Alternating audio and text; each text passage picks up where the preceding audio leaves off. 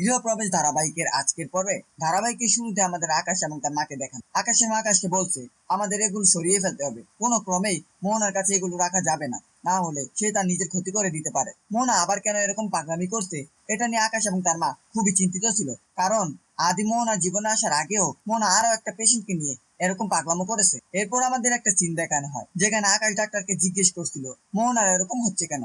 তখন ডাক্তার বলে ছোটবেলায় তার বাবাকে হারিয়েছে, তারপর একা একা বড় হয়েছে, এটা মানসিক ভাবে তাকে দুর্বল করেছে। কেউ ওর জীবন থেকে চলে গেলে ও মনে করে পৃথিবীর সবকিছু তার থেকে হারিয়ে যাচ্ছে, তাই তার এরকমটা হচ্ছে। এরপর আকাশ এবং তার মাকে আবার দেখানো হয়। আকাশের মা বলে ও তো ট্রিটমেন্ট করে সুস্থ হয়ে গিয়েছিল, তাহলে কেন এরকম হলো আবার।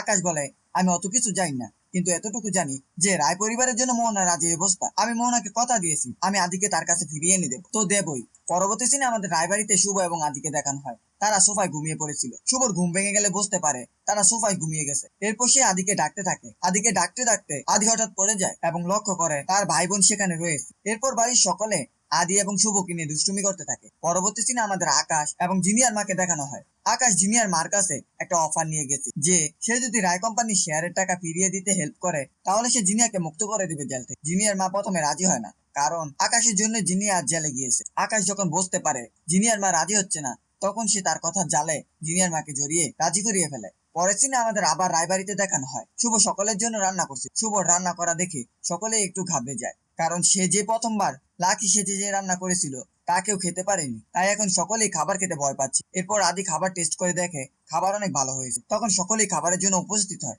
এরপর সেখানে পুরবী এবং ডোনা চলে আসে। শুভ তাদের খাবার খেতে বসিয়ে দেয়। খাবার টেবিলে সকলেই শুভর প্রশংসা করছে, যা দেখে ডোনার একটুও ভালো লাগে না, তাই সে রাগ করে খাবার ছেড়ে উঠে যায়। তখন শুভ তাকে থামিয়ে দেয় এবং খাবার খেতে বলে, কিন্তু ডোনা শুভর সাথে খারাপ ব্যবহার করতে থাকে। তখন রিদ্ধি উঠে তাকে বকাঝকা করতে থাকে এবং সকলেই বলে ডোনা শুভকে অনেক জেলাস করে, তাই সে এরকম কথাবার্তা বলছে। এই কথা শুনে বাড়ির সকলেই অবাক হয়ে যায় এবং ডোনাকে বলে তুমি কেন শুভকে জেলাস করো, এটার কি কোনো মানে হয়। ডোনা বলে তোমরা সবসময় শুভ শুভ করো, অথচ আমার কেউ একবারও চিন্তা করো না, আমাকে কোনো সম্মান করো না, তোমরা শুধু আমাকে এই বাড়িতে ছোট বউ হিসেবে দেখো। এরপর শুভ ঠাম্মি এবং শুভ শাশুড়ি সাইডে গিয়ে কথা বলতে থাকে এবং তারা ঠিক করে ডোনাকে তারা বুঝাবে এবং এই পরিবারটাকে আবার আগের মতো করে দেবে। অন্যদিকে ডোনার ফোনে হঠাৎ কল আসায় ডোনা সেখান থেকে চলে যায় এবং পুরোপুরি সন্দেহ হতে থাকে ডোনা এরকম চলে গেল কেন, সে কি কিছু লুকোচ্ছে। শেষ দিনে আমরা দেখতে পাই ডোনা লুকিয়ে লুকিয়ে কারোর সাথে ফোনে কথা বলছিল এবং ফোনের ওপাশ থেকে কথাগুলো শুনে ডোনা অনেক খুশি হয়ে যায়। অন্যদিকে দরজার আড়ালে দাঁড়িয়ে পুরবী ডোনাকে দেখতে থাকে, যা দেখে পুরবী বোঝে ডোনা পুরবী থেকে কিছু একটা লুকোচ্ছে। পুরবী সেখান থেকে চলে যেতে চাইলে